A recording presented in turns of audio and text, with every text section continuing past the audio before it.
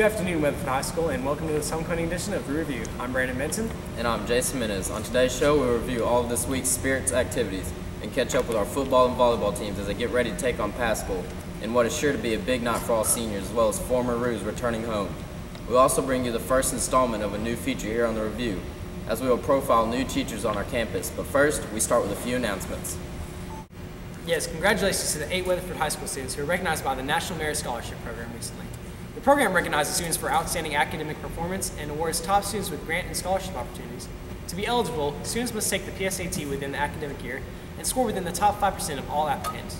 This year, approximately 1.5 million students took the PSAT, with the top 50,000 scores eligible. So what kind of opportunities has being a National Merit Scholar opened up for you? Well, it's just given me lots of scholarship opportunities, and a few schools have actually contacted me because of it. Why is becoming a National Merit Scholar, why is it worth it? Well, I mean, the money involved in the scholarships is definitely a benefit, and then also just knowing in your heart that God just pulled you through on other tests. I mean, it really makes you praise Him a lot. What kind of opportunities has becoming a National Merit Scholar opened up for you? It looks good for like your college applications, and for if you're wanting to apply to any like scholarships or anything, then that really helps. Why is becoming a National Merit Scholar worth it? Like, why is it worth becoming a National Merit Scholar? It's just, I don't know, I guess it's just fulfilling to reach your goal and everything. Weatherford High School sophomores completed a round of PSAT testing this week.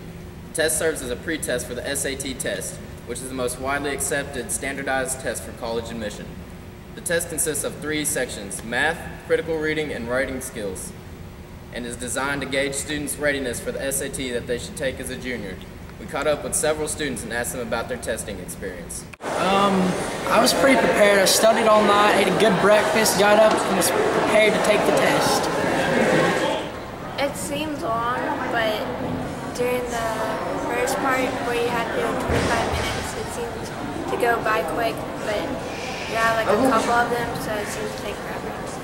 Well, I thought it was pretty hard. Some questions were harder than others, but I prepared a lot, and so a lot of my preparation helped me in the test, I feel. So, yes. I think I need to work on math because I really suck at that, and I didn't even finish those sections, so I guess it helps me know that I need to work on math.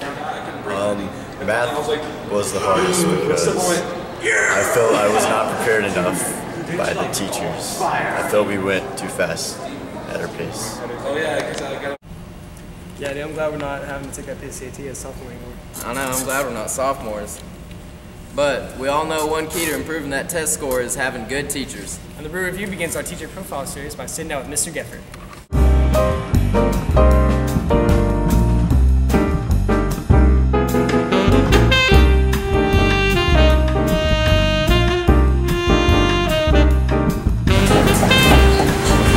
Where did you hide the bodies?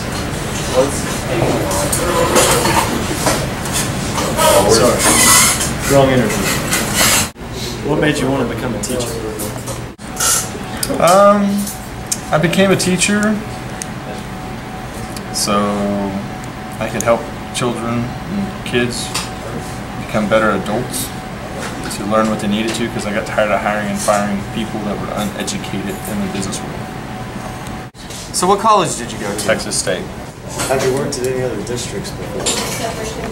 Fort Worth ISD. Which school district did you prefer and why? Weatherford ISD, because the students are better here. Did you ever play any sports in high school, and what position did you play? I played football and baseball. In football I was a quarterback and defensive end / outside linebacker, and baseball I was a pitcher and outfield.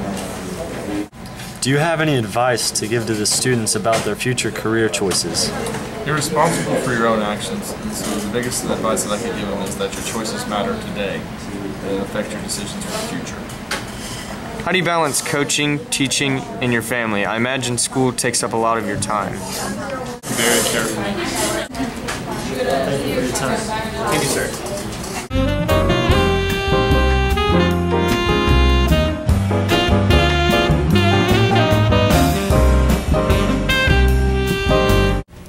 Yeah, we got some pretty good teachers in the school.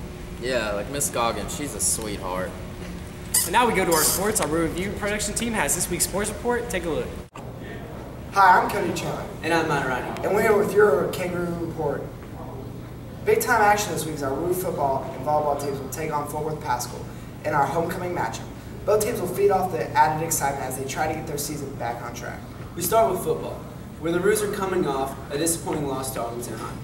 They hung tough with the Colts in the third quarter as they forced a season-high 3 turnovers, but couldn't keep up, eventually falling to a score of 42-14.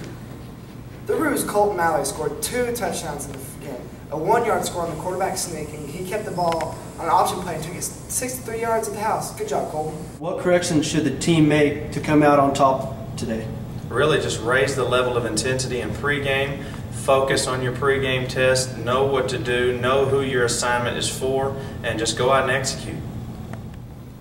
A win tonight against Pascal will do a lot for their confidence as they enter the home stretch of their season. Coach Waller has said that their playoffs begin now as they look to take the final 4 games, putting them in a good position to qualify for playoffs. For volleyball.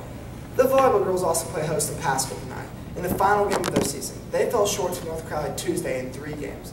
This is a proud team with a lot of seniors, and they will definitely give it their all and wait for many players. That's all for the sports report. We invite all WHS students to the homecoming games tonight. Volleyball starts at the high school gym at 5:30. Football kicks off at 7:30 at Kangaroo Stadium. I'm Matt Ronnie. And I'm Cody Chandler. We'll see you there. Thanks for that update. Both teams will try to get a win tonight against the Pascal Panthers. The team should be playing in front of a pumped-up crowd tonight as the current and former Weatherford students and supporters are geared up for homecoming. This year's homecoming court will be announced during halftime of the football game. Our own Brock Reeby caught up with the nominees and has a feature presentation covering all the homecoming fun. Enjoy this. We'll see you next week on the Roo Review. Hi, I'm Brock Reeby. I'm from the Roo Review. I'm about to go interview some homecoming representatives. All right, first, how did y'all get paired together? Well, Hayden and I have been friends and have been close for a long time, so whenever we heard the list and everything, we just seemed like a perfect fit. Like a mutual decision to be partnered up. How about you two? He texted me right, they announced it. Yeah. That's great. What do y'all have to do Friday during halftime? Well, we have to walk out in the field with our dads, and the boys walk out with their moms. Then we all stand with our partners. And I think we just stand around and wait for them to announce it. Who gets king and queen. I think it's going to take forever, but it's going to take a long time. All at halftime. It's going to be a good. Well, it'll be fun. It'll be a good memory. memory. They read your bios. Yeah, they read about you, so people know who you are. All right. Well, what preparations have y'all made to be ready for this homecoming week? A lot. The girls have to have like 700 outfits to wear. I'm just kidding. No, not that many, but really, yeah, a lot. And we have to make signs for the. We spent hours making our signs. Yeah, for the parade and to get a car for the parade. Gotta find the car. Gotta look good, you know, while you're driving down Main Street. Swagger wagon. Right. Well, that's it. I'm Brock Reeby with the Review.